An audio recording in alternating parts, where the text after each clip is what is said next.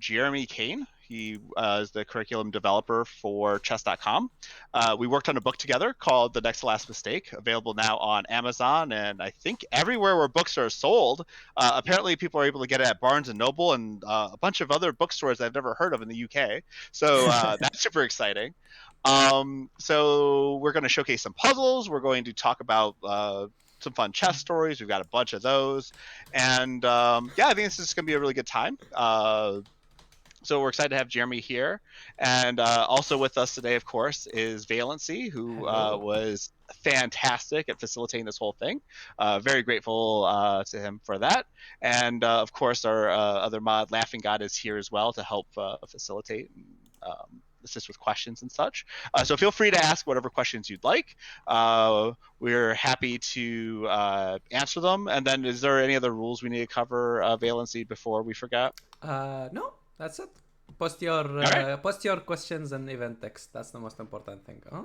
Yes, put it in event text. That's very important. True. So let's see. Looking around, just making sure we have everything covered. Okay. All right, so that's looking good. Do you want to start off with like some stories, just while folks are getting in here and getting into it? Sure, I can just introduce myself. Yeah, sure. I am Jeremy Kane. I'm a national master at chess, currently living in Baltimore, Maryland. I'm the curriculum director for chess.com. So if you've ever done any of the chess.com lessons, I had some role in just about all of them, doing the puzzles, recruiting the staff, coming up with the topics, all that stuff. So I've gotten to meet a lot of interesting people through that. And I recently, with Ali's help, completed the book, The Next to Last Mistake, available now at Amazon, Barnes & Noble, and other places, which is a book on resilience in chess. So what to do after you've made at least one or two mistakes and you need to come back. You know, if you're just totally lost, 100% going to lose, you can resign and save some time. But most of the time, there's a chance to fight back. And this book's about how to do it. So I'm happy to answer any questions about the book, about chess, about chess.com, or just about anything else.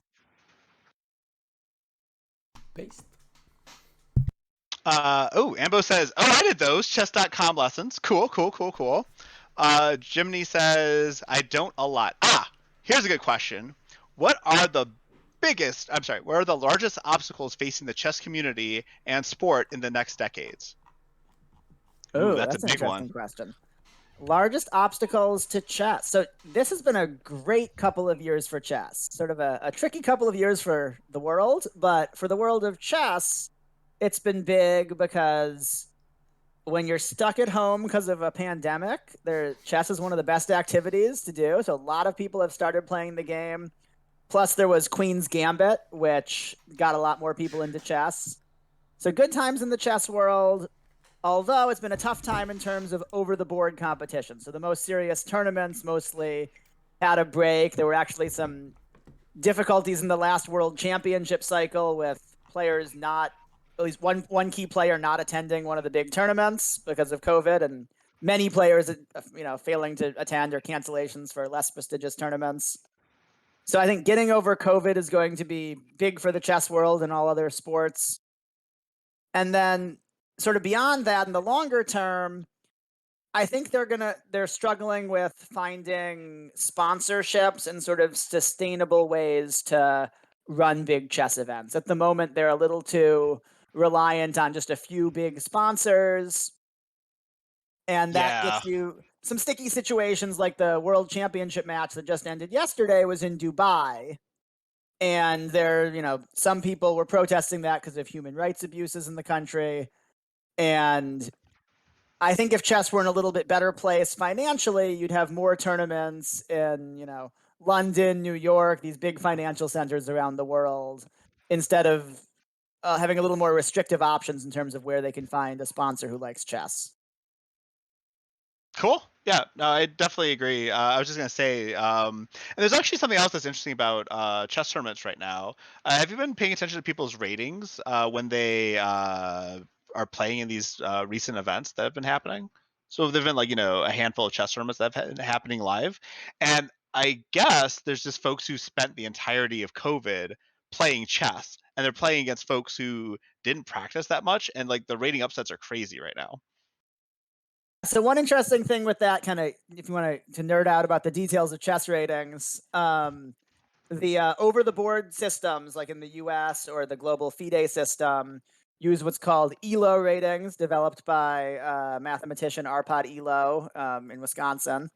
And those are great, but they don't do a great job reflecting people who have been inactive for a period of time. It doesn't really factor that in. So actually, the websites, chess.com, Lichess, and others, use something called a Glyco system, which does factor that in, and it understands that if someone's taken the last 2 years off because of the pandemic, we don't have as good a feel for how strong they are right now, and the ratings will adjust more quickly on those websites than they do for these live over-the-board tournaments, where there could be some kid who's now one of the best players in the world, but it's going to take a long time for his rating to reflect that. Yep. And actually, this is interesting. This actually kind of this next question fits into it. So the question is, could you go over generally the terrain of the competitive chess scene, from first getting into it to being a grandmaster? I guess the life cycle of a competitive chess player, if you will. So, like, Sure. what is that like now? And then maybe we can talk about how COVID has impacted this, because I think COVID has had a little bit of an impact. Yeah, so I think it depends on the country, but at least in the US where I'm from, there's a pretty good scholastic chess scene. There's a very good chance, not every school, but a lot of elementary schools have chess clubs. That's actually where Ali and I met, was at a company doing after-school chess programs. And so there's a good chance people kind of get into it initially at a young age. And some of those people will get into the competitive scene. So some people just, learn the rules and they play with their friends or their family. But people who are more into it can often join a federation. So there's the US Chess Federation, there's FIDE, which is the global federation. Lots of countries have their home federations. And they can start playing tournaments, which are a little more regulated. So they get ELO rating. So it's a number, you try to kind of build it up.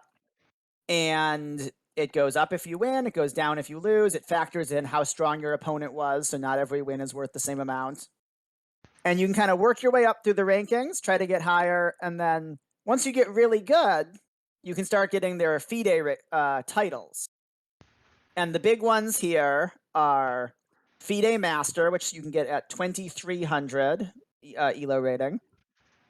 And then beyond that, there's International Master, which is 2,400 ELO plus norms. So that's doing very, very well at 3 large tournaments that have a certain number of foreign players and things like that. And at the highest official title is 2,500 rating and 3 Grandmaster norms. So International Grandmaster is the official name of the title. I think there are a couple thousand of those in the world. I'm not 100% sure what the totals are these days. And beyond that, there's nothing really official, but there's sort of the at 2,700 is when people kind of colloquially talk about Super Grandmaster. I think there are about 40 of them in the world. It changes at a given time. And then there's the title of World Champion, which is usually the best player, but it's the player who wins the World Championship cycle by defeating the previous champion. Currently, that is Magnus Carlsen, who just defended his title, finished the match yesterday. Now, actually, speaking of which, this was like the most lopsided matchup we've seen, right, for the World Championship, at least for Magnus? So it was the most lopsided matchup, I believe, since 1993, when some of you probably heard of Gary Kasparov won a match by a large margin. And this one was a sort of a strange match. It was very even, totally even through 5 games, and then the world champion won a 136 move long endgame grind, the longest game in the 1,000+ game history of world championships. And I think just psychologically, he sort of broke his opponent there, because then he won 3 of the next 5 games with a couple of draws and sort of easily won the match after that. Yep. And we'll talk about that, actually, because our book covers a little bit of psychology, doesn't it? Yeah, so our book, right? I wouldn't say it's just psychology. It's not like about dirty tricks or anything. But a fair bit of what trips people up is after you make one mistake, beyond even the chess part of, you have to figure out good chess moves, you also need to figure out how to not lose hope and how to kind of pay attention to what you should be aiming for in a given position. And the book definitely gets into that. Because, half of the battle in a bad position is just getting your head on right. Sometimes you just need to take a walk and just play the next move. Play the next, instead of the next move, of course, right? Maybe suddenly you're like, okay, I'm definitely not winning this, but I still have a 20% chance to draw if I play well, and that's worth it, right? You should keep going for that. Yeah, that's worth the rating points. So actually, our next question kind of feeds into probably one of the most controversial topics in chess. At least for me, like all the chess coaches I've talked to and the debates I've had, can anyone be good at chess, or is it very dependent on inherent ability / potential? Now, we've never actually had this conversation yet, Jeremy, I believe. So I'm actually kind of curious what your direct thoughts here are on this. So I should preface this that I do not have a background of studying serious neuroscience or anything. So this is all just personal opinion, but I think anyone can get quite good at chess, but there definitely is some natural ability that matters. Like, I think, so Garry Kasparov, arguably the best player of all time, I think has taken, IQ tests and things, and he did very well, and particularly he did incredibly well in terms of memory, which I think is incredibly important for chess, because a lot of chess is being able to recall the right patterns to deal with the situation on the board, and you've seen some similar things before, and coming up with which ideas in your giant memory hole of ideas are the right ones to apply to that position. So I think there's definitely something there, but I think it really has not been studied enough to know how much it matters. And I would say anyone can become a very good player. I have certainly met lots of very strong chess players who are unimpressive in other walks of life. And right. I would not consider them geniuses in a traditional sense. Yeah, I think like the craziest situation I had a student who seemed like pretty much normal for beginner chess like kids, right? So like it was like January 2016. There's like a beginner class at an elementary school, and he was just like he seemed like a pretty good beginner, but not like absurdly talented or whatever. But like he was really into it. And I think part of it is not just having aptitude, but it's also like having passion, right? Being excited to play chess, thinking about chess all the time, that sort of thing. And this kid was really, really into it. He started coming to tournament training classes. And that was what, 5 years ago? Almost 6 years ago. And right now he's an international master. Like just went from straight up learning his chess to being able to get it all done in 6 years. Like it's very impressive. I'm looking forward to seeing what happens. So a good follow-up question to that initial question is, does hard work count as a talent? True. And if that counts as talent, then talent is very important. If the ability to work hard is considered just an effort thing and not we don't talk about it as a talent, then it's more complicated. Yep. And I mean, like, I think also, like, would you say, I mean, at least for me, so like, I'm all about hard work, right? But I need to enjoy the hard work. And I think like enjoying the process of learning is probably like the most important thing for me. I don't know if you would see it that way. Yeah. So this is a slightly off topic, but I think that something that us as chess coaches very often overlook is we're like, work on your end games, or like whatever the weakness of the student is. And I think there's some value to that if you're like coaching a professional player. But the vast majority of the time, the weakness that you're telling them to work on is not their favorite part of the game. And if you're telling some amateur they really have to work on that thing, it's just going to result in them doing less chess, right? And overall, They're not going to get better. Like, if the main job of a coach, at least at first, is to teach the student to love the activity, and then the student's going to work on their own on it. And that's where you're going to get the most progress in just about any activity. Yep. I agree. I mean, I did it to myself. I was playing the worst chess openings in the universe. But okay, next question. Do you think chess, like many careers have been, will transition away from in-person competition? What are the cost benefits of transitioning from in-person competitions to online on an awesome website like chess.com? Well, thank you. I think there are some trade-offs. Mostly, I think it's excellent. I wouldn't be doing this if I wouldn't be working for chess.com if I didn't think it was, a great value to the world. So the amazing things about online are that just about anyone can immediately, go sit at their computer and have access to knowledge that was like unthinkable, even, a couple decades ago. And we've seen that just in terms of, say, during the pandemic, when people who otherwise would have had very little chance to even play any chess have gotten more into chess because they can go online and play. Or we see these child prodigies becoming grandmasters at young ages in a way that wouldn't have been possible 20 years ago, because back then, if you didn't live near a coach, how were you going to get better? So there are just these amazing opportunities. I've gotten the chance to play games with some of the best players in history, which I would almost certainly not have been able to do without chess.com. And back in the day, I used to play Internet Chess Club when I was younger. The downside is it has been, I think, a little hard on local clubs. A lot of us grew up going to, the chess club at your school or down the block or whatnot.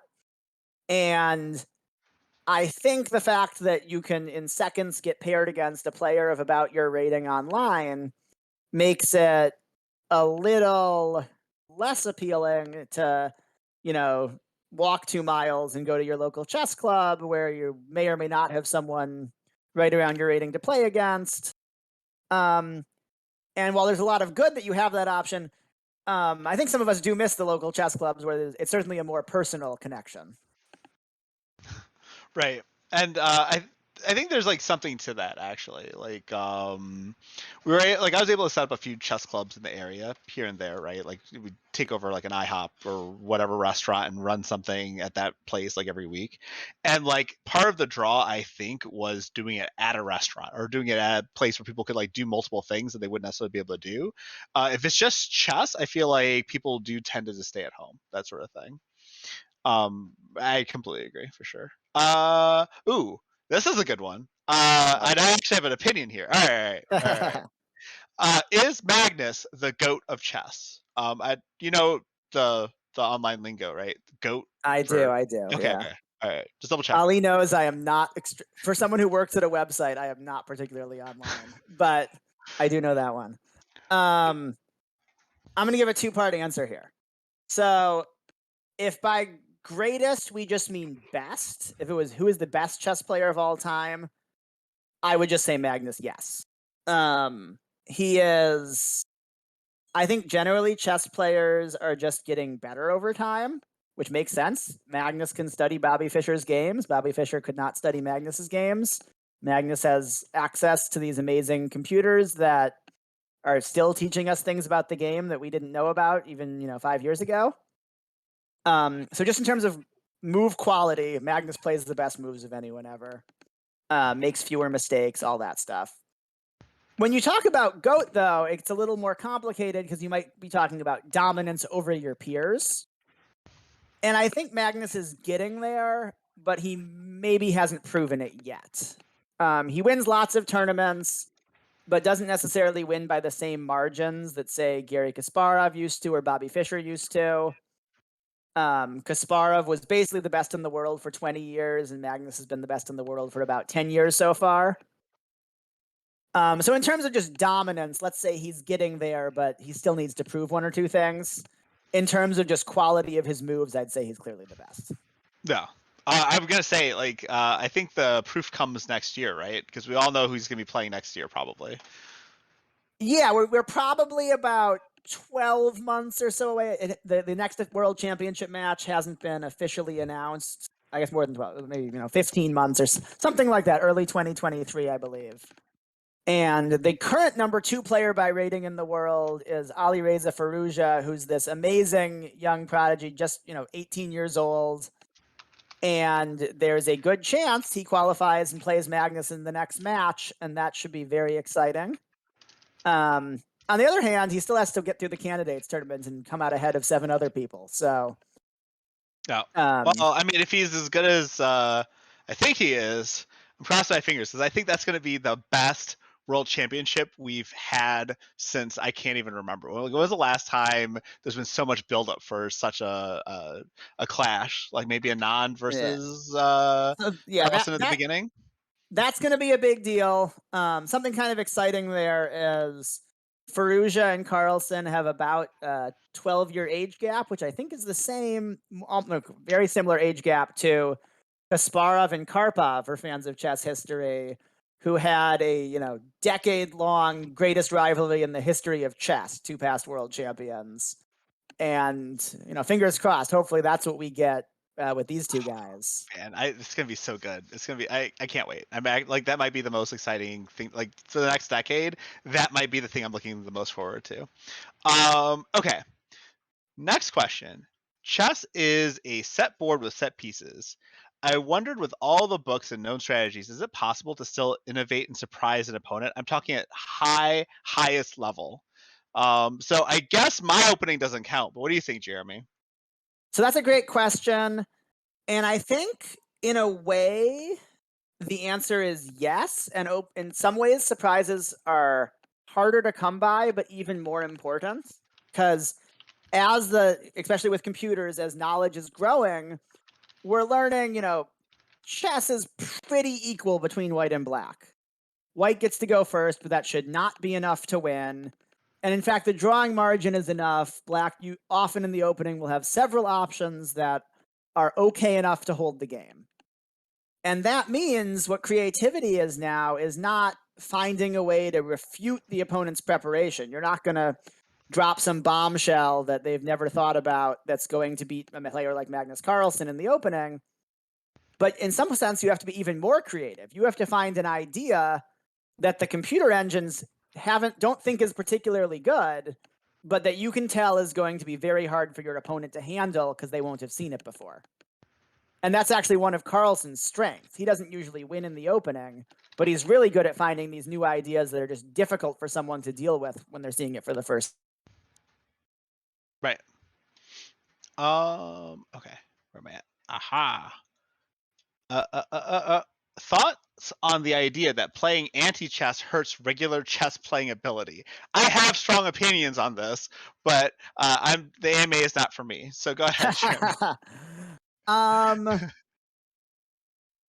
Probably if you play exclusively anti-chess or majority anti-chess, that could give you some bad habits.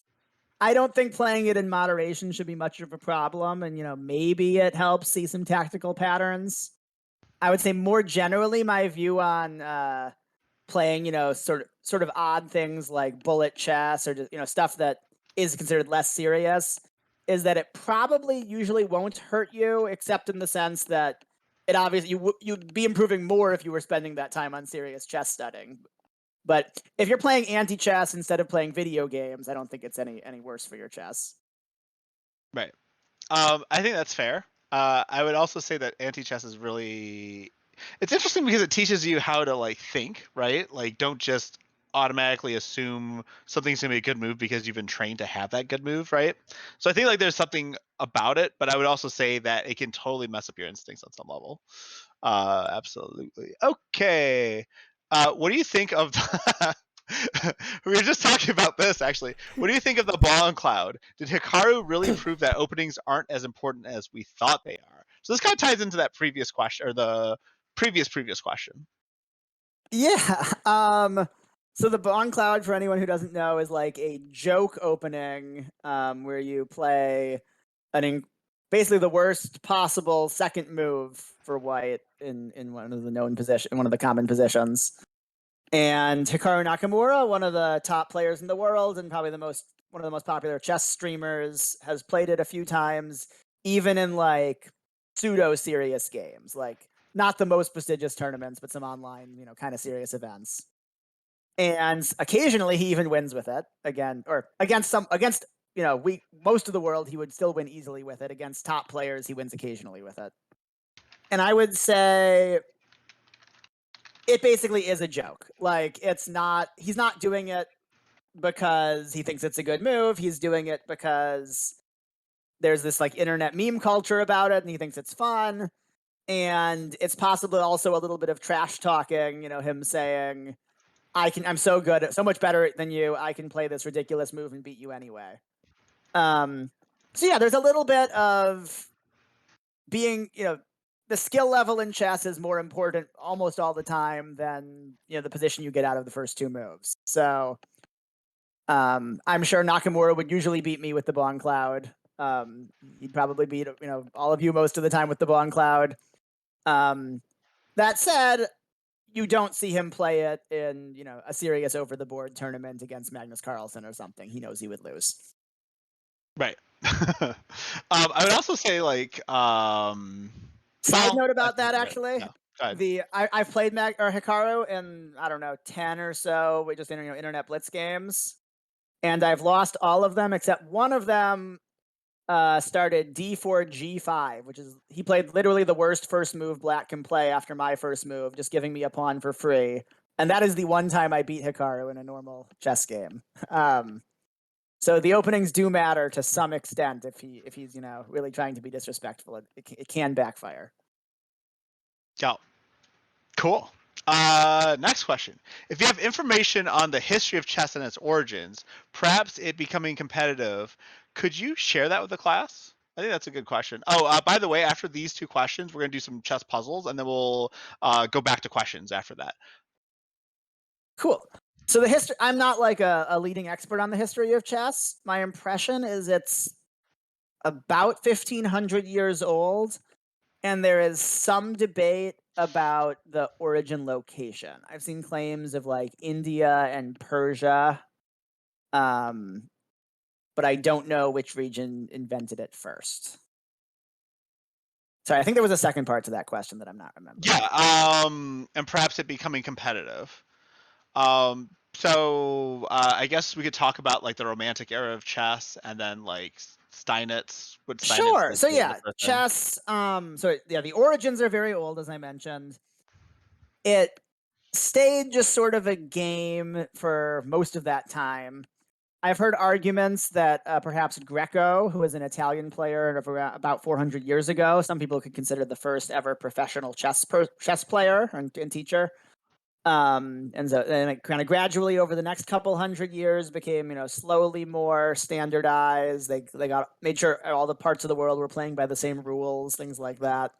And then the first official world championship was, I believe, around 1880. William Steinitz became the first universally recognized world chess champion. And one of the great things about sort of the history of the game is we now have a lineage from Steinitz to the person who beat Steinitz to the person who beat him. Interrupted once when someone died, but generally a person who unseated the champion all the way to the present day with Magnus Carlsen. That's just so cool. That's actually really, really cool. I just had an idea. Like, I just had a brainstorm here. Why don't we alternate puzzles with questions? That way, like, we can get a good mix, because we've had this position up, and I want to like give people a chance to like kind of look at it. Are people seeing my screen, by the way? Chat. Just want to make sure that you guys can see it.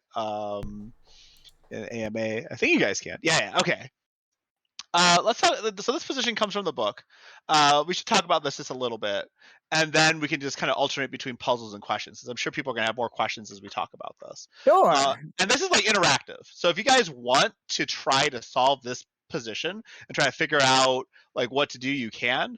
There's actually a pretty good story about this position. So I'm going to start telling that story, but while people are while I'm talking, feel free to figure out what would you play if you had the black pieces in this position. It's black to move. And the story here, this is a game I played. I had white. And I think I thought I was very clever here. Because I had just set up a deadly trick, and it totally worked. After a little while thinking, my opponent resigned here, and I won the game. And then I did something that if you want to get better at chess, you should do with just about all of your serious games. You should look at them, win or lose or draw, and try to figure out what you could have done better. And one of the first things I realized looking at this game is I'm actually losing in this position if my opponent doesn't resign and spend some time looking for the best move. He can win.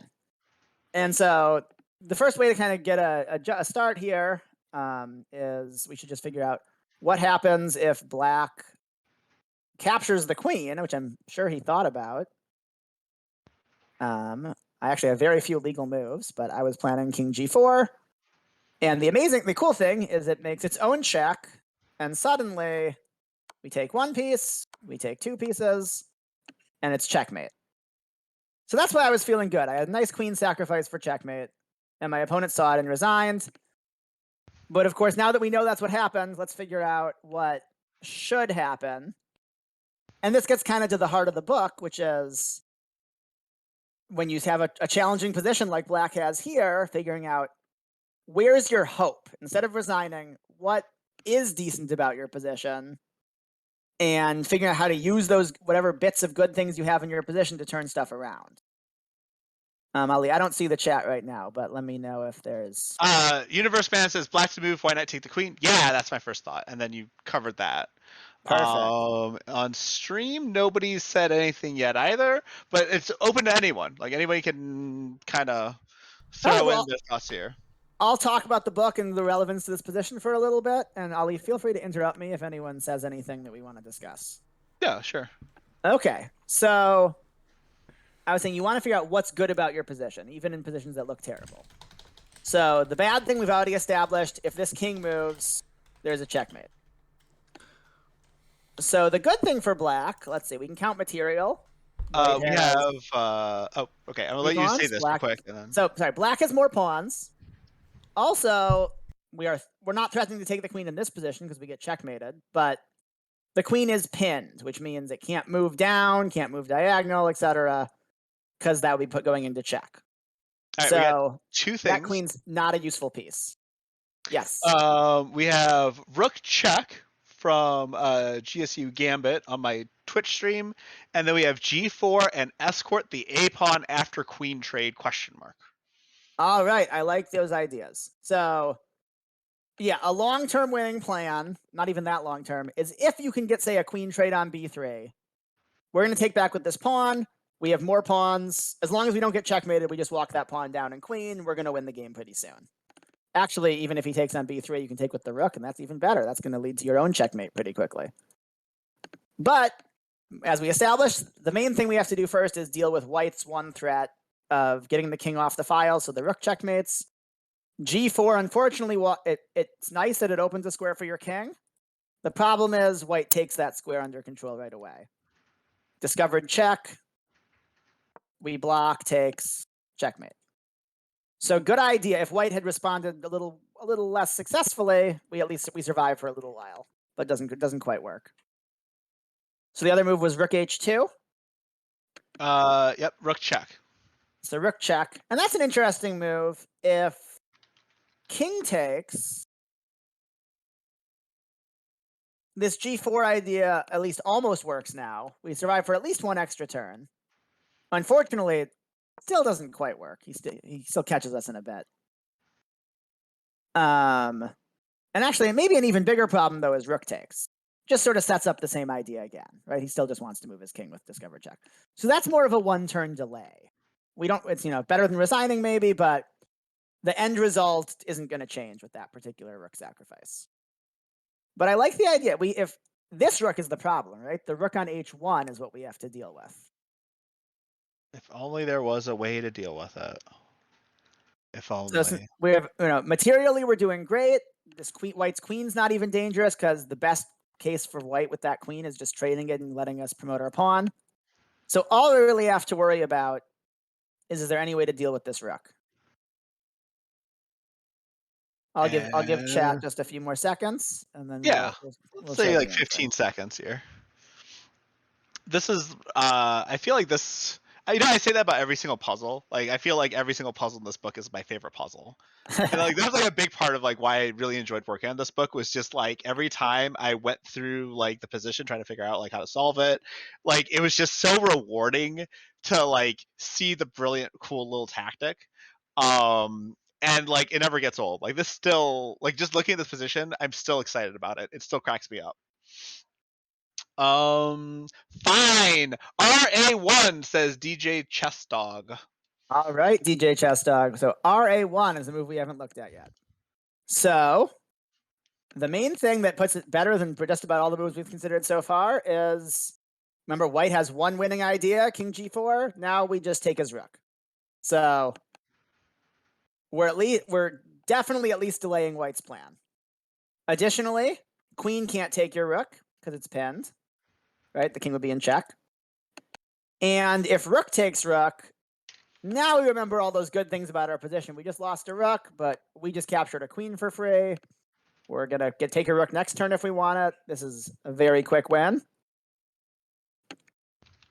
And honestly, this one move solves almost all of our problems. White's best try to keep the threat going is rook h2.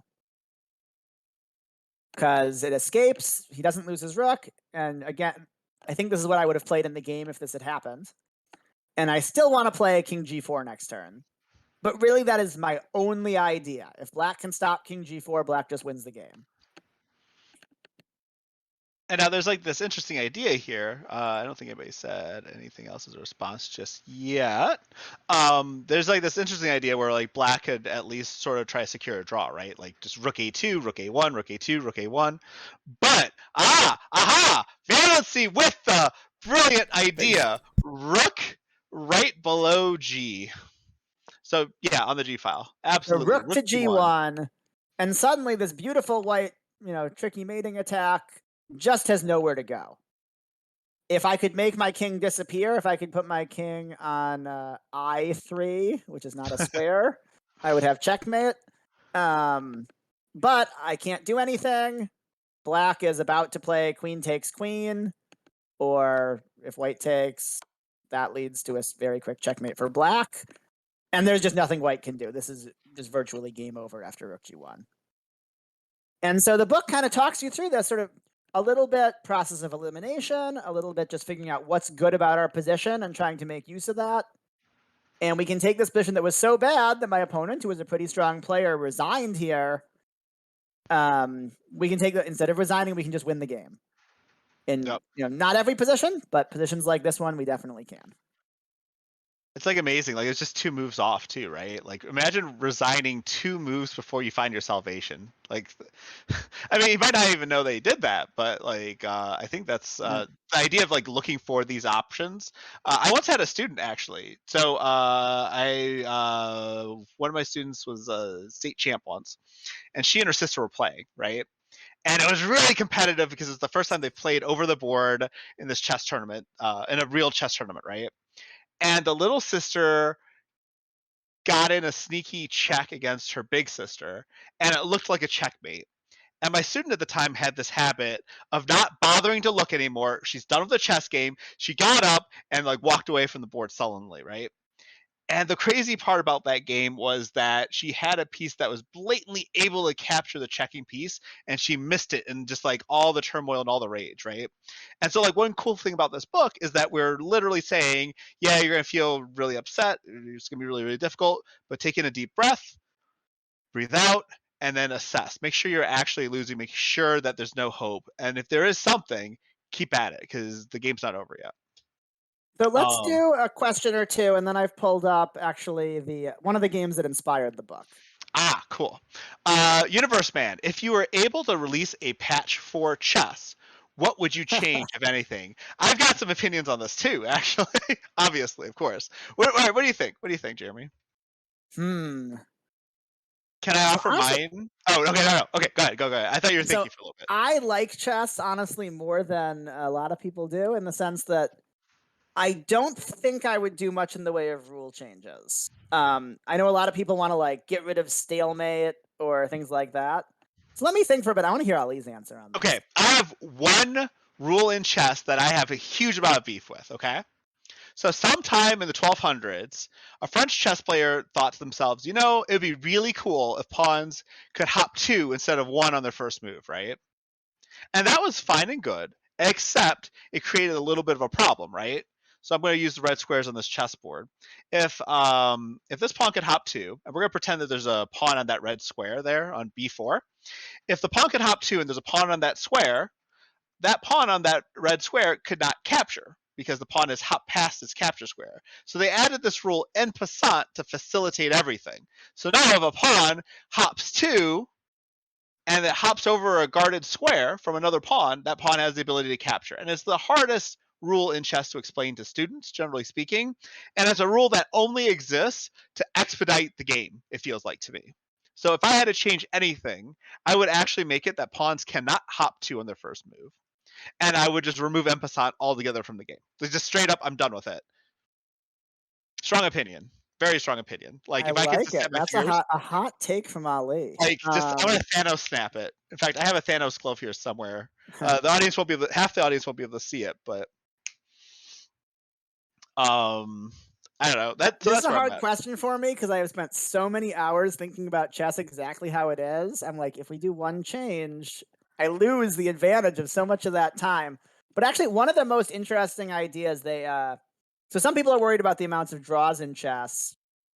And they actually have been using these neural nets to test what happens if you change a rule here or there.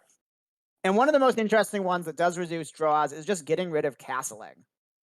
Yeah, there you go. Because castling makes it safer for your king. And, safe kings make for fewer decisive results. So if you just get rid of castling, that's an interesting tweak you can do to the game that keeps most of the game, but changes the flavor just a little bit. I actually like that a lot. Because castling is another one of those like accelerating rules, right? Like the whole reason castling exists is because kings are safer in the corner anyway. So why not give that king the ability to just go there, right?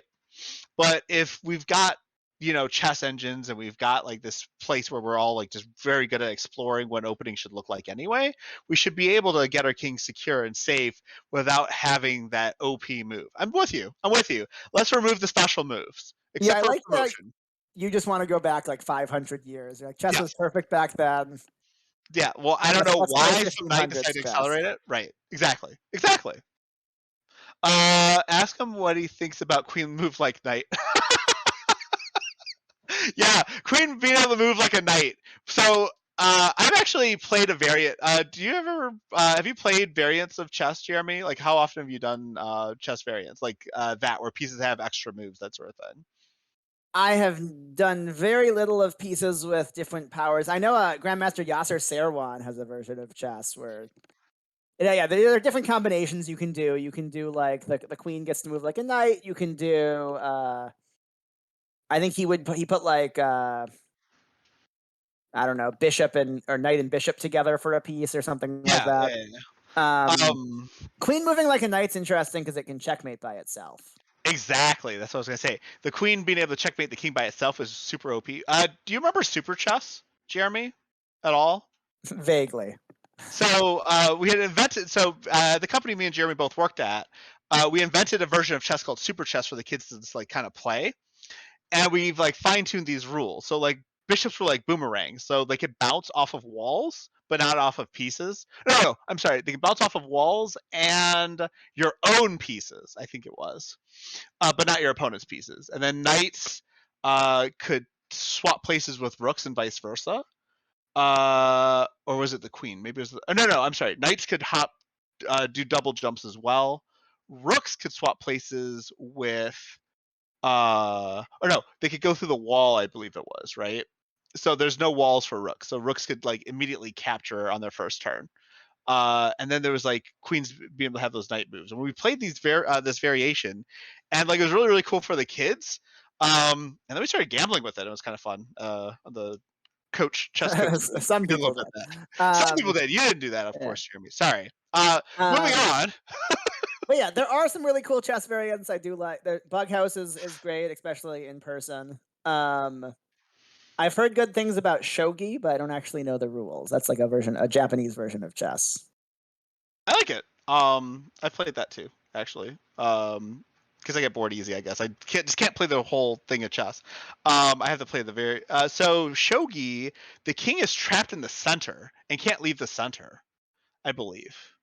So yeah, it does have another advantage if you're against draws. Shogi has less of a draw problem than chess does. That's pretty cool. Okay, so do we do a puzzle? I have one more question. I kind of want to ask the question because it was actually people were really. All right, Let's let's do a question and then I'll show this game. Okay, and that'll give people more time to do questions. What are some ways to get back ease into playing chess again as a hobby after not playing for many years? Some extra context to my question. In my younger years, I was forced to learn and play chess since it was highly respected in Russian culture, and that has caused me to really dislike it for some time since. So what's like the easiest way of getting back into it, in your opinion, Jeremy? Great question. I would say start with some kind of low stakes situations. Like don't just jump into tournaments if you're worried about it or anything. Play online or find some friend to play with so you can enjoy just having the conversation while you play the game if you want to. And kind of ease yourself back in that way. And if you're trying to get better, still look at your game afterward and try to learn from it. But there's also, nothing wrong if you want to play chess for fun. Millions of people do that. There's do what you enjoy because that's how you're going to do more of it and get more into it. There's this fantastic book that it's not a chess book. It's just a fantastic book in general called Atomic Habits that I like quite a bit. And it talks about how do you form a habit and how do you break habits, that sort of thing. And one thing that I've done is I've applied the methodology to my chess training because there was a time for a whole year, even though I love chess, I was super depressed about chess. I couldn't play it anymore. I was just done. I played I think it was 60 games that year, 100 games or something. And I felt really bad about my chess and I was practicing openings I didn't like. And I found that the things I like about chess, the tactic, and that's the thing, you have to figure out what do you like about chess, Kino, and sort of figure out how can I do more of that and do less of the stuff that I don't like. I mean, sometimes the stuff you don't like will kind of bleed back in, but maybe you'll become more conditioned to not hating it as much. But for me, chess is rich in tactics. And so the types of openings I played involve lots of tactics and where I want to and how can I sort of trick my opponent with a few traps here or there. My openings became less about the slow positional grind, the thing that Magnus Carlsen did to Nepo on game 6, right? And more about just flashy, fun, what I grew up with chess.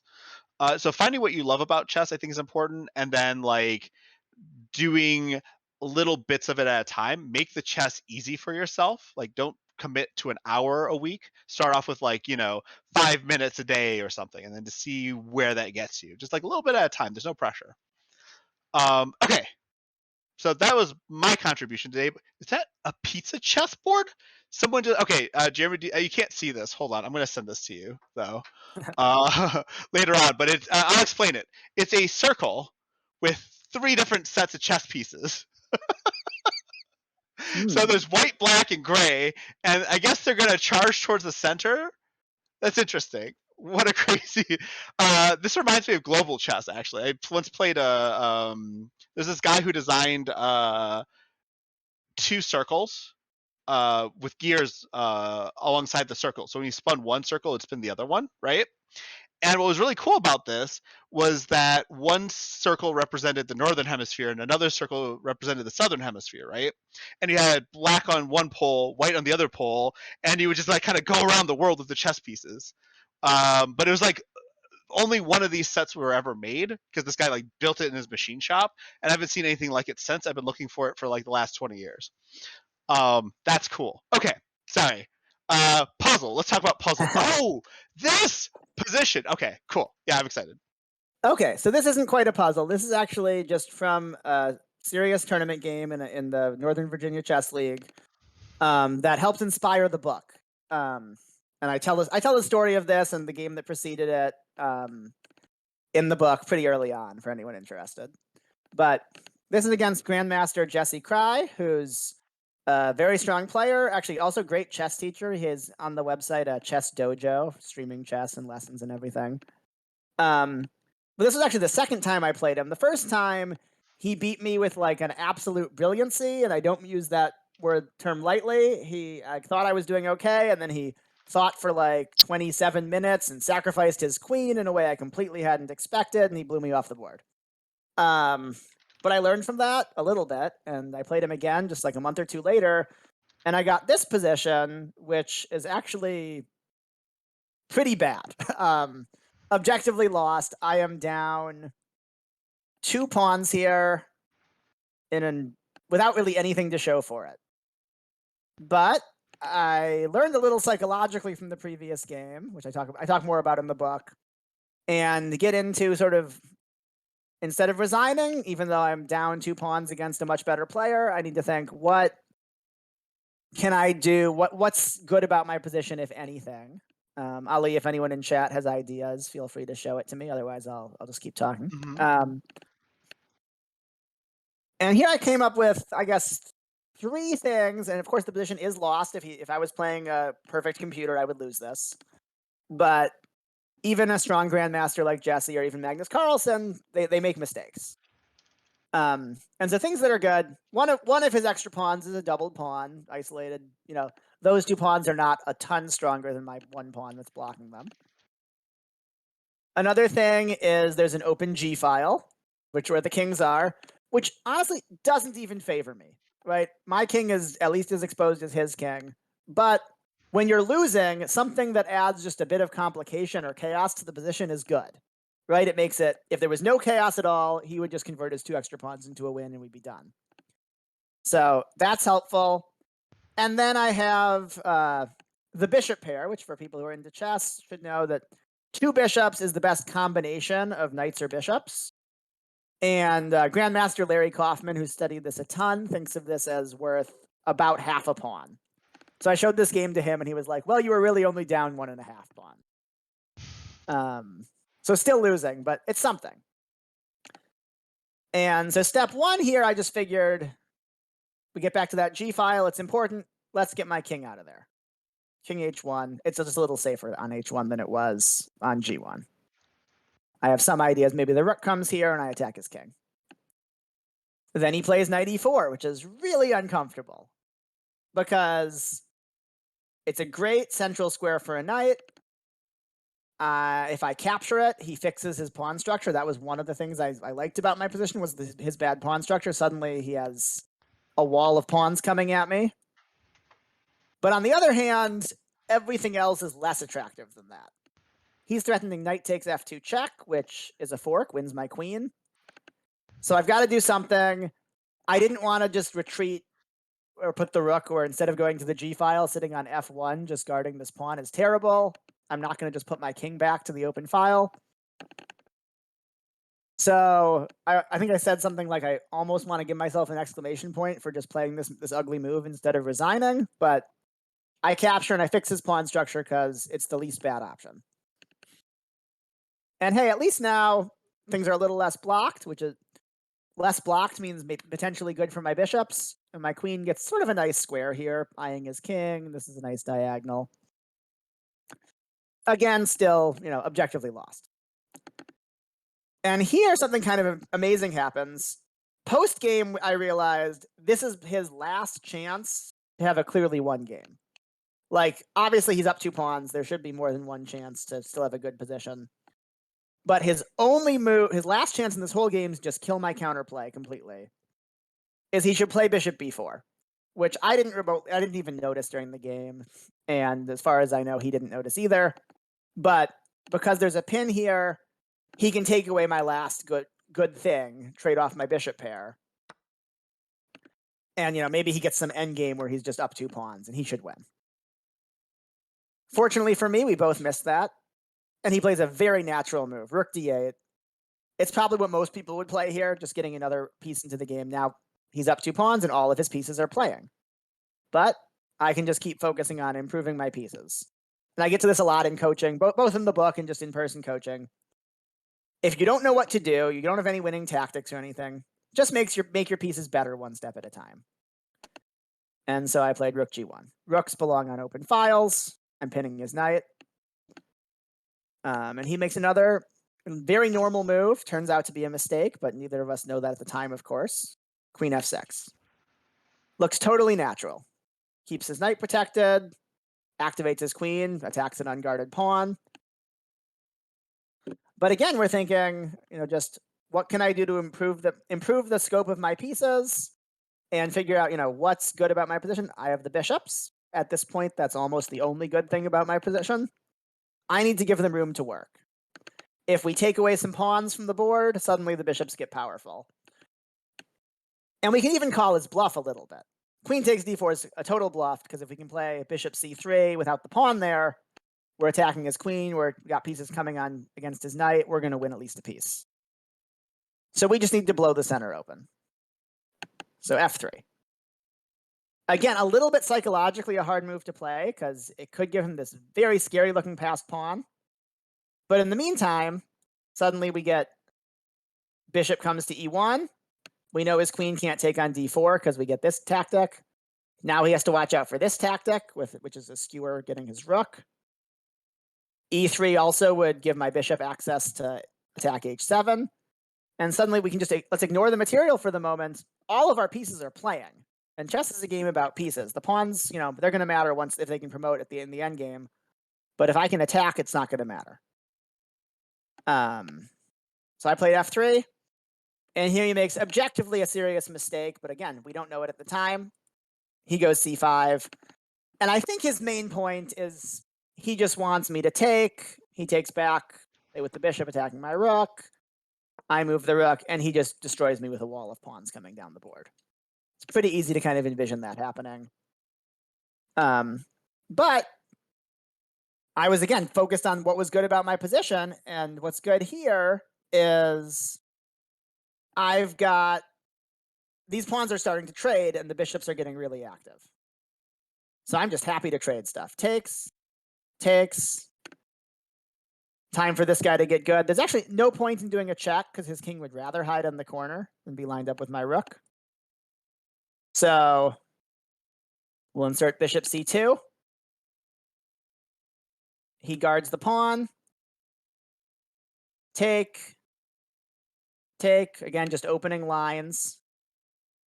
And right around right around here, he offered me a draw. I apologize, I can't remember exactly if it was this position or one or two moves ago. And my thought process was, at first, I was quite tempted to take a draw because I previously got crushed by Jesse. He's a stronger player. I gained some rating points, all that good stuff.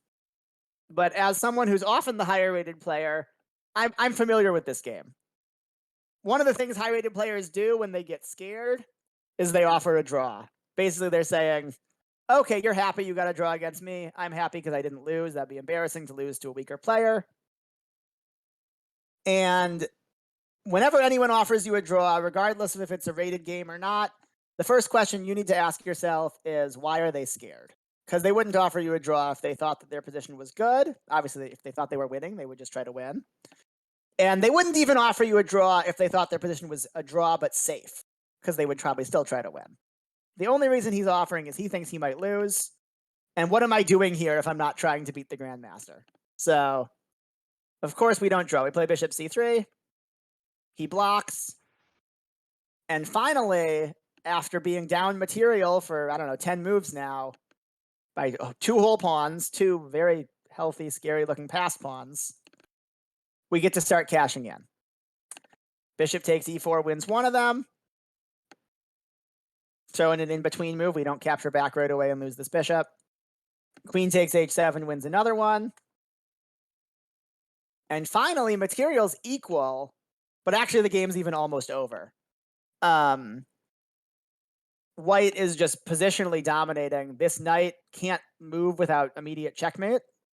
And for comparison, this bishop, which if we think about knights and bishops as being about the same value, in this position, they are not. This bishop is very active on the open board, much stronger than that knight. And the game is just about over. To give an idea of how imbalanced this is and how powerful the bishop is, at least some of the engines I showed this position to think that black should just play rook takes bishop, which does slow white's attack, but leaves me just completely up material in an endgame and should be an easy win. as the game went, it was Rook E5, and I played Rook G6, and he actually resigned without making me find the final combination, which was nice of him. He must have assumed I saw it. I'm not 100% sure I saw it. I think I didn't, but I hopefully would have seen it if the game had continued. Well, you just need to look at the book. If you looked You at the just book, need to look at the. I actually have a question though. So how long did it take to get from that initial position to here, like in terms of game time? Because like that explanation was about 10 minutes, right?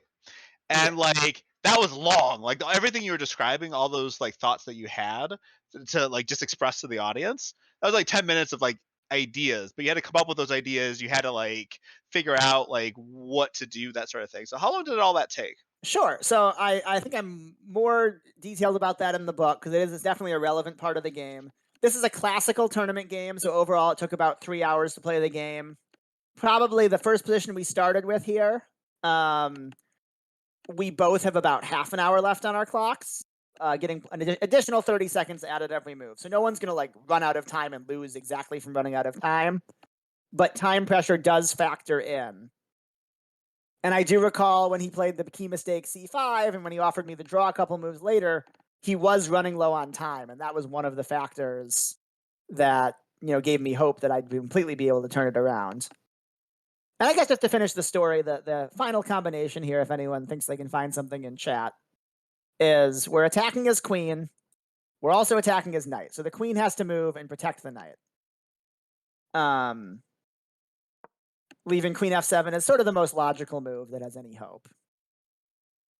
And the issue there is now it's 2 attackers on the knight, and he has 2 defenders, so we can't take it yet. But we can check. If the king moves, we just take the knight. And if the queen moves, who sees white to move and win here? This should be something I think chat can get. How can white win a bunch of material? This should be good. I think chat can get this. I'm confident one of the chats will get this. No pressure. Ali is judging you, chat. You gotta come up with something.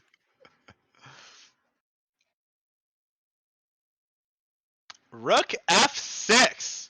Oop, someone said rook takes horsey, but rook f6. Well done, Coolness and Gemini ZYX.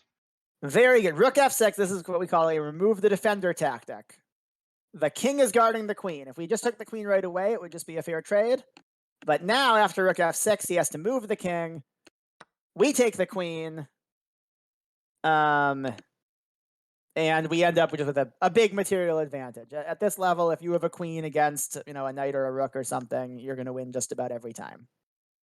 So that explains the resignation for anyone wondering at home. And then if rook takes knight, queen just takes queen, and that'd be a bit of an issue.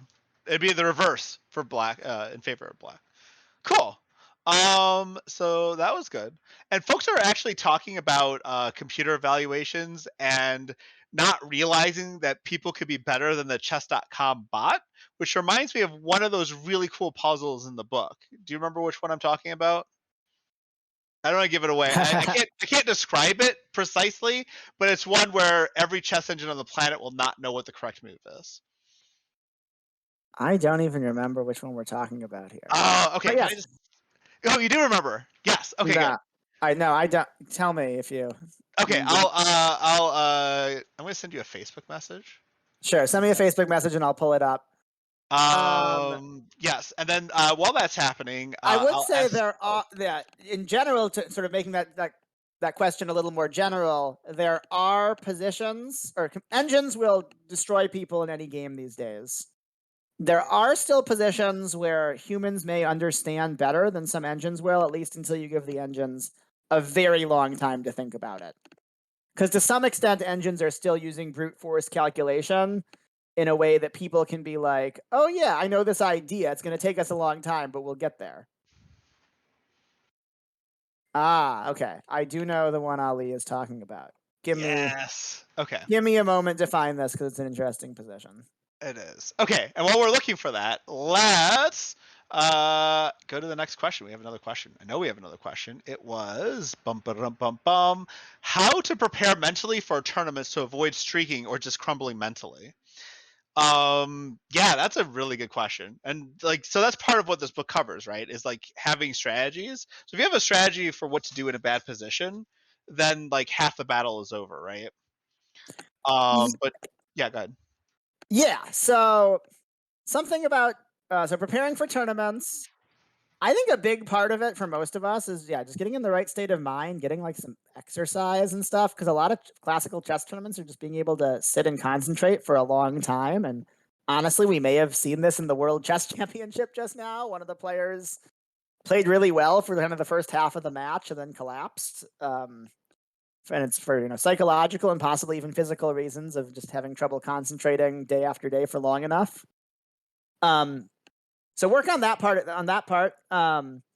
You want to study openings a little bit, but don't get out of hand with it.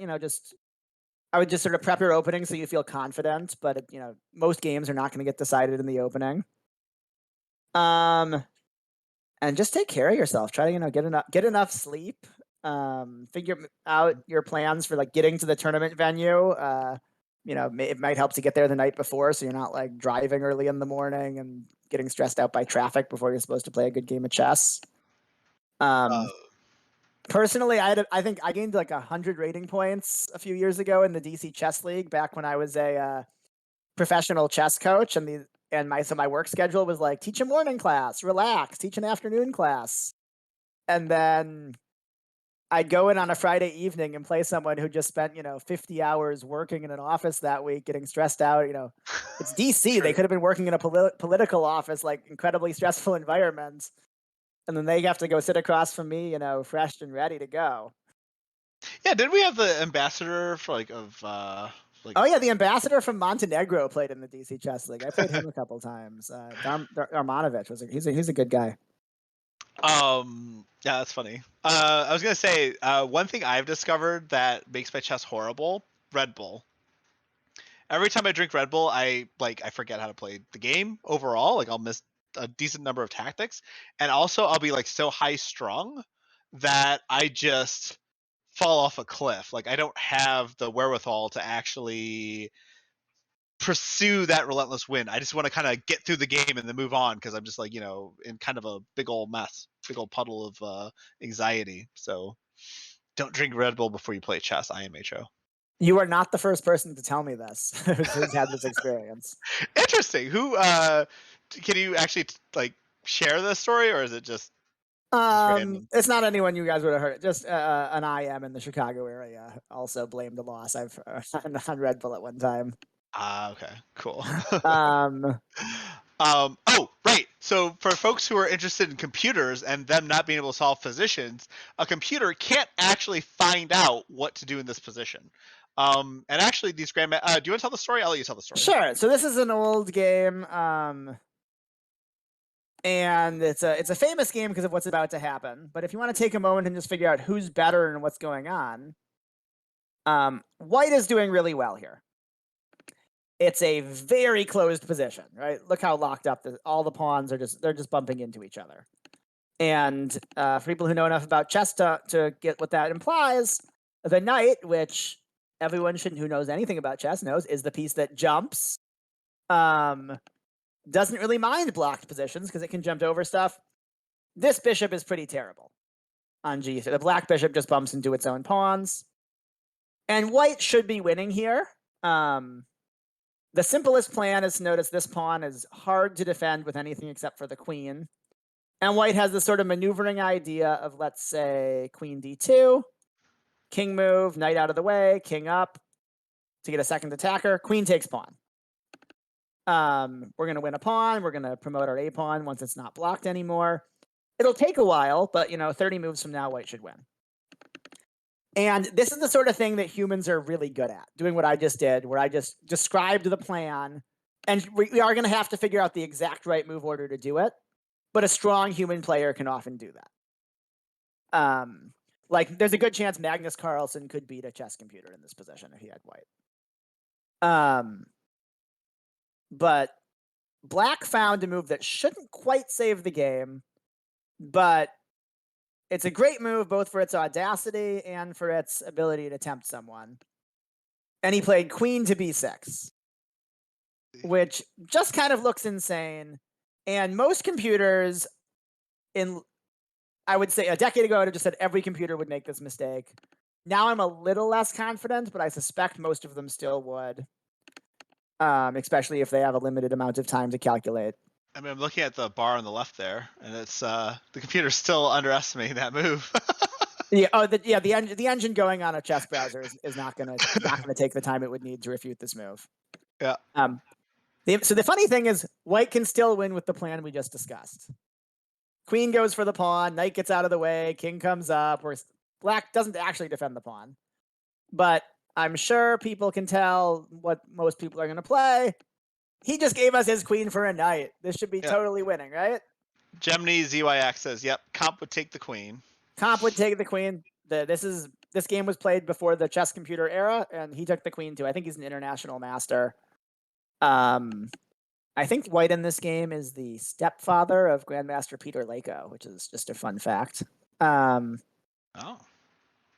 But black then follows up with, or black suddenly has a plan of, if it's black's turn, he just puts his pawn on h4 and says, you just traded your one piece that can jump, and the entire board is 100% blocked. What are you going to do?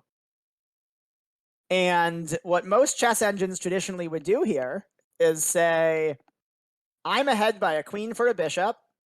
I can calculate really far ahead because I'm a chess engine, and I'm still going to be ahead by a queen for a bishop, which is usually a winning advantage, so I'm happy. And what's hard for engines to realize is there's no plan for white here. In the game, he tried to open the position a little bit, and black just blocks it again. And at this point, it doesn't matter that it's a queen for a bishop, because every file and every diagonal on the board is blocked, and there's just no way to go forward. They just sort of shuffle their pieces till the end of the game. And they agree to a draw here. This is hilarious. And that's the sort of thing where a human, even though this game, a human playing, one of the two humans playing this game fell for it, but a human can look at this position and tell you it's a draw, and there's even the guy who made the mistakes agreed it was a draw here. He didn't try to win for another 40 moves.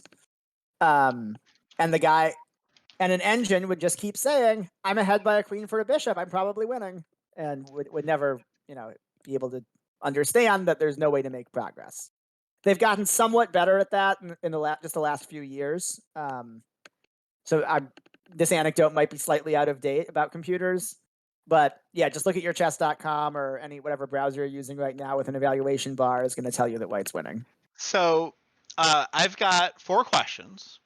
The most recent 2 are regarding computers. So I'm going to do the most recent 2 just because they're computer related, and then we'll go back to the ones that were not computer related. Perfect.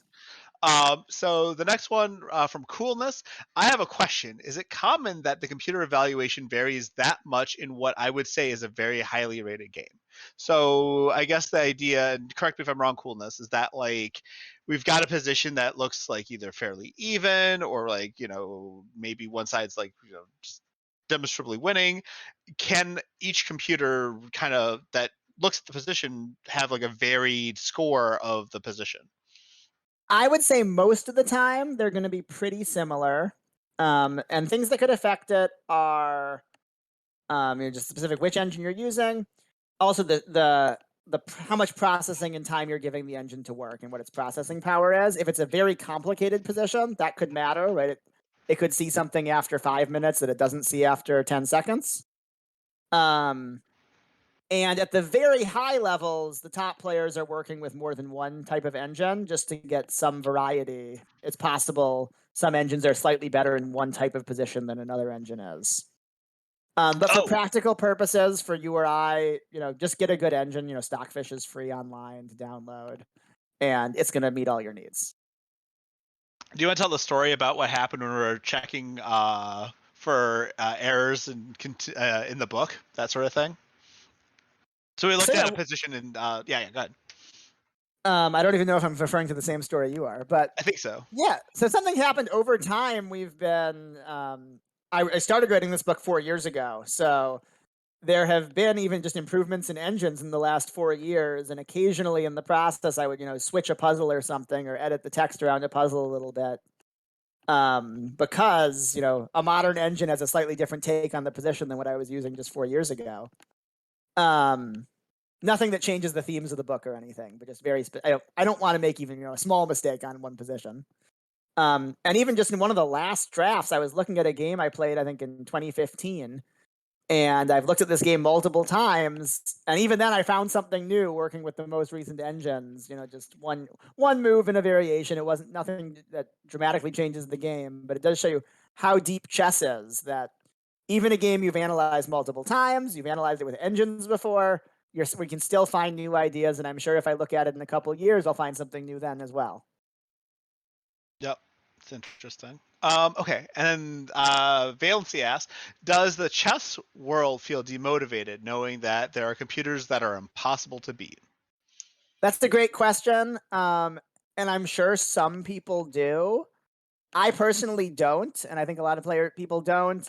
And one way I look at it is, we've had the races in the Olympics for 100+ years now or whatever, and we run all sorts of distances, and people really enjoy it. I used to run cross country and track and everything, and it doesn't really bother us that a race car goes a lot faster than you can, or than Usain Bolt can. Right? We still do it.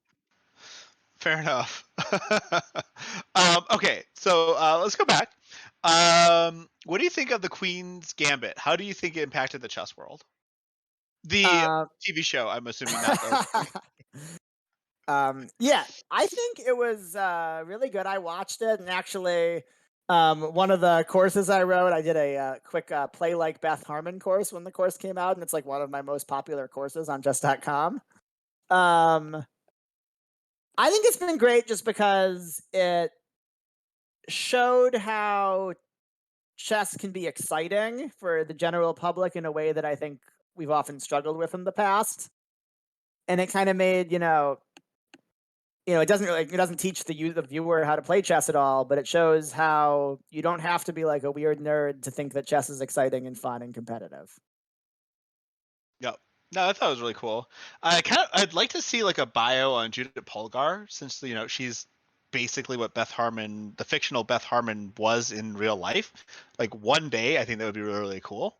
But no, I thought, yeah, I agree for sure. That show is pretty awesome. Yeah, maybe there's that new movie, King Richard, starring Will Smith, about the tennis family, the Williams sisters and their dad. You could make a very similar movie about the Polgar sisters. Yep, that's true. It's true. Is time running out on auto lose for whoever loses their time? Just done regardless of the state of the board. It's slow playing a thing. Okay. Is time running out an automatic loss for whoever loses on time? Yeah. Go ahead. So on the chess websites, there are very, very slightly different rules depending on which website you're using. But generally, if you run out of time, it is an automatic loss. And the only exceptions to that are on chess.com, it's if your opponent does not have sufficient material to force a checkmate. So like if they just have a bishop left or something, then it would be a draw when you run out of time. And on Lichess, it's even stricter. It is if it's you only get a draw if it's impossible for your opponent to force a checkmate.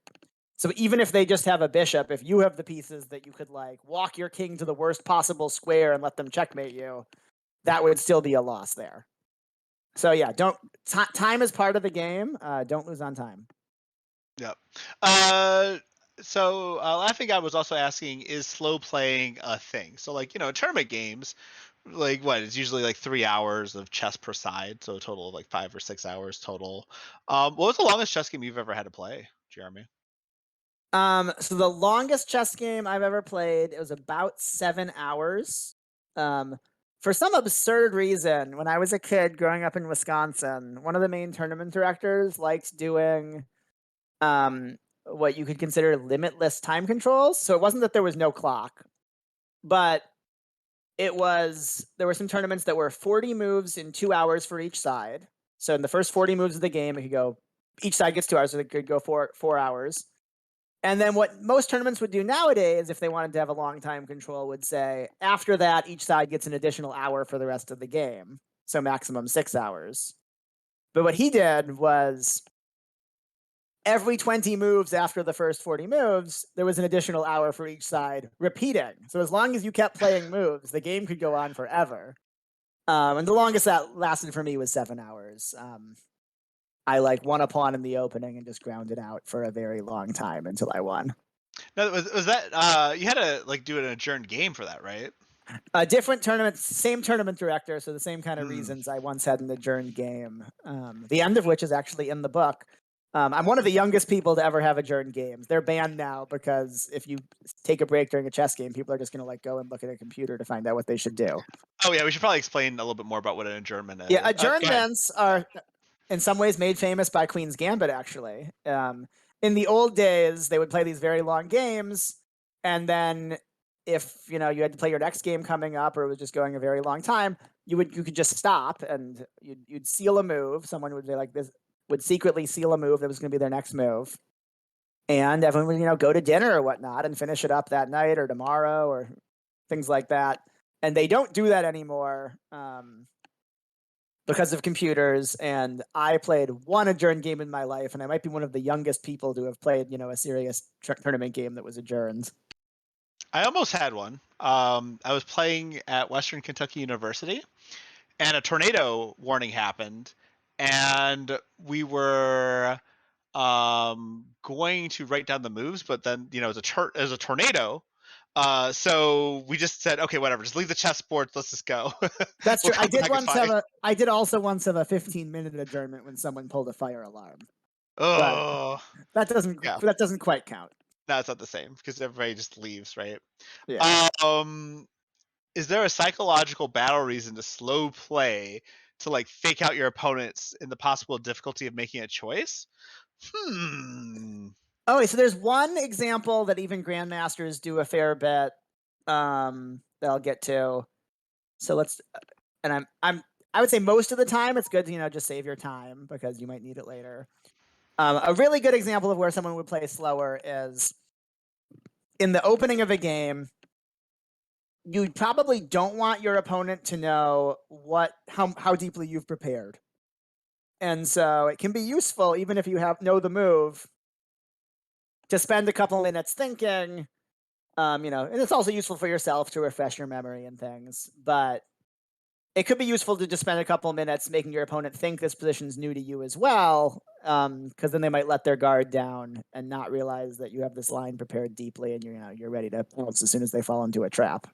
Oh, that's how grandmasters do. I did it the other way around. I like to spam out the moves as fast as I can to create this intimidation factor.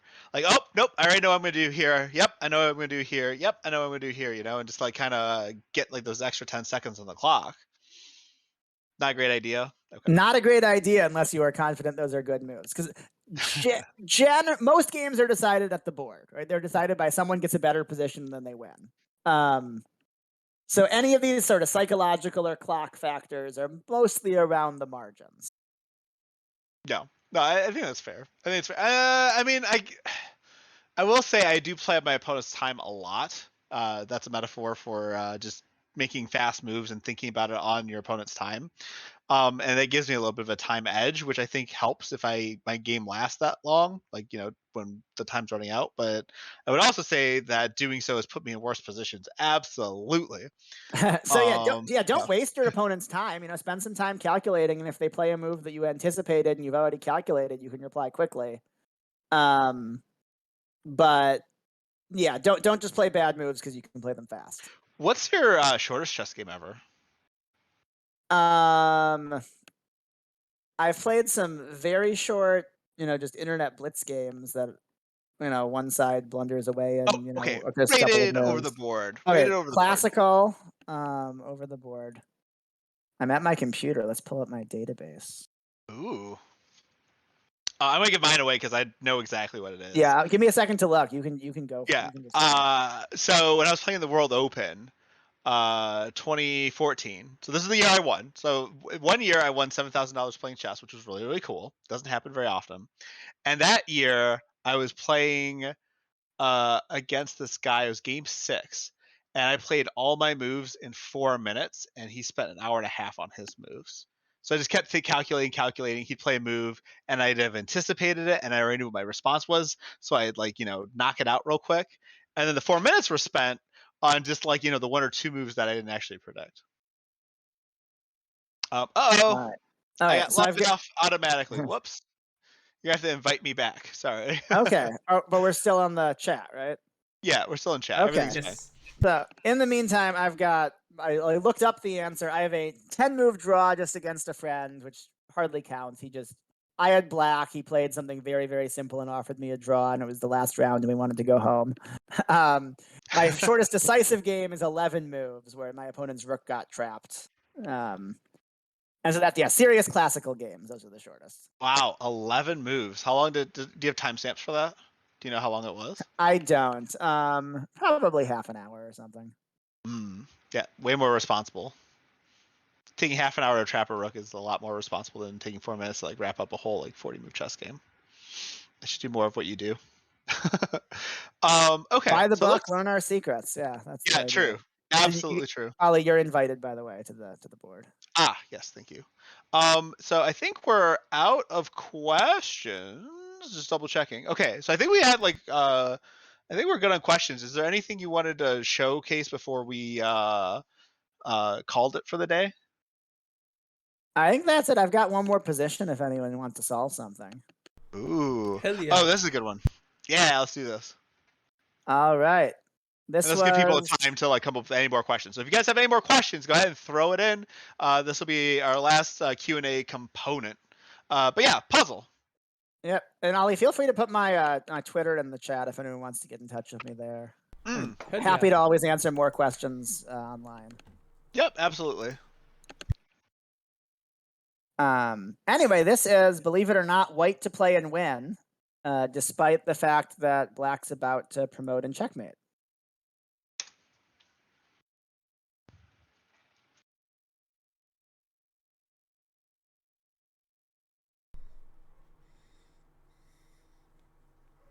Okay, link is in event text right now, but you can also feel free to throw in ideas here.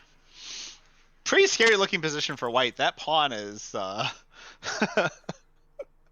pawn's about to promote and should end the game. So this would not be a very fun puzzle for black to move, but white to move is a little more interesting. And getting back to our initial theme of holding on to what's good about our position. Does anyone see anything? So we've got 4 responses. Everybody's saying Rook takes H6 check. We can play a check. Let's do it. The one good thing about our position, his king is exposed. That pawn is pinned. He cannot recapture our rook. Now it's even more exposed because it has to go here, and he only has 1 pawn in front of the king. Okay. And we can rule out most of our options because just about everything gets mated after pawn d1 equals queen. So we have to look at checks. I count. Someone says G2, G3. I'm thinking that's a joke. So that does avoid immediate checkmate, but we're probably going to lose if we let him get a queen, even if it's not immediate checkmate. This is just too much material for black. We're going to eventually lose this, even if we don't lose it right away. One point about chess is there's no prize. It doesn't factor in the result at all, how many moves it takes them to beat you or how much time it takes. We're only playing for the result. There's 1 point available per game. You get a 1 point for a win, half point for a draw. No style points, no time points or anything. So I'm going to give everybody a chance to keep going for a little bit. If you guys want to suggest more moves, we have 1 queen c4 suggestion. So I like that. We really only have 2 candidates because we need to check, and we don't want to. This just gives away our queen, for instance. So queen c4 is a good idea. Check. 2 moves to watch out for. So let's first let's refute king f8. Why is king f8 bad? Someone wrote rook h8. I don't know if they meant before or after this check. Let's say they mean now for now. And here we can just throw in, there are lots of options. I don't know. This is a good one. We're going to skewer. We're going to take the rook, and at the same time, make sure his pawn doesn't go anywhere. We're up a rook. We're going to win. So much more likely, they're going to block with the queen. So now they want to take your queen. They want to promote with almost checkmate.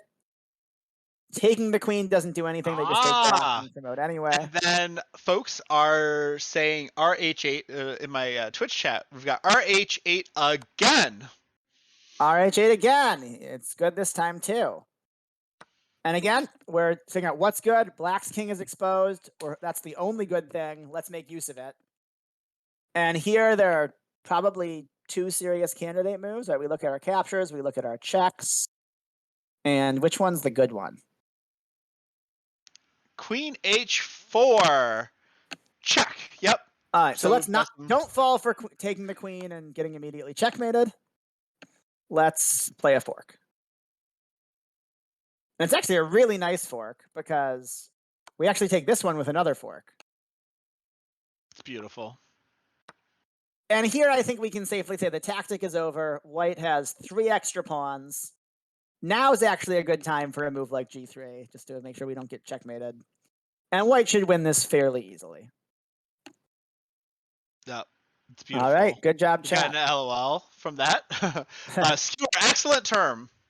So yeah, skewer is an excellent term. I do approve of it. Yeah, good chess terminology to know.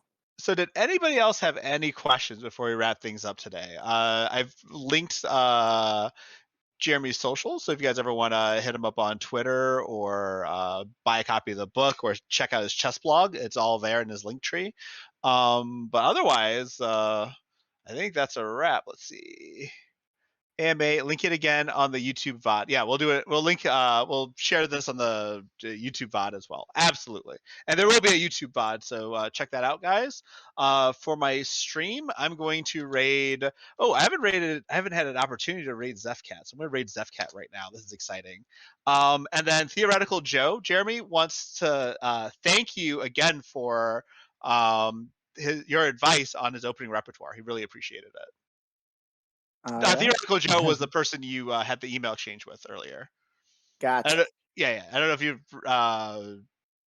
you don't know him by Theoretical Joe, but he really appreciates the help earlier. Wonderful. Glad to help. Thanks for coming, guys. I'll see you guys all in the Flippy stream. Check out Zephcat. She's